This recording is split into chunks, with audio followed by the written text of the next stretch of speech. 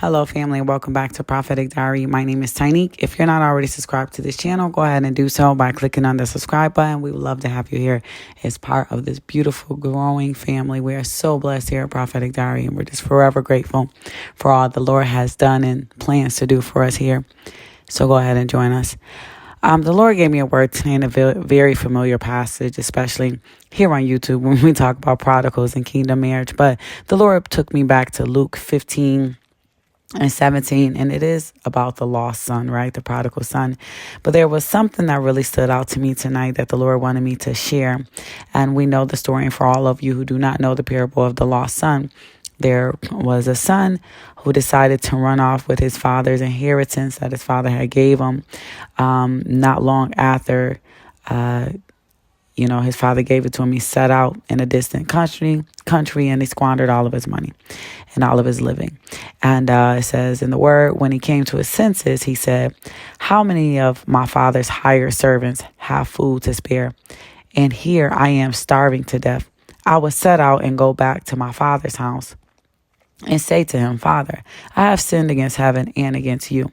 I am no longer worthy to be called your son. Make me like your hired servants." So he got up and went to his father's house. God wanted me to really focus on this part. It says, Father, I have sinned against heaven and against you. But he also says in verse 19, I am no longer worthy to be called your son. Make me like one of your hired servants. So we can say that he's dealing with some guilt and shame and unworthiness. But the Lord showed me tonight that actually he was humbling himself, and that haughty spirit that he walked away with, thinking he could do his own thing, thinking that he'll figure it out on his own. And with that money, that power in his hand, he has so many of his own plans, just, all running through his head. But by the time he came back to his father's house, he didn't have too many plans. He had no plans at all, right? He didn't have anything. And he just wanted to submit and humble himself before God and before his father. So the Lord just really led me to verse 19 and how he humbled himself and how he went away one way and came back another. Went away with money, with riches, and came back humble, thinking, and I'm not saying that the spouse is going to go broke. I would never say that, or lose everything that they have. That's not what we're wishing and hoping for in their lives.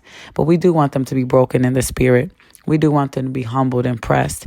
And we do want them to have a maturity about them, that they have grown spiritually, right? Yes, their status matters, but you want them to be broken in Christ and have matured and grown with the Father. So hope that this word bless you. If you feel led to sow into it or sow into your kingdom marriage, #humbled. I love you guys. Talk to you soon. Bye-bye.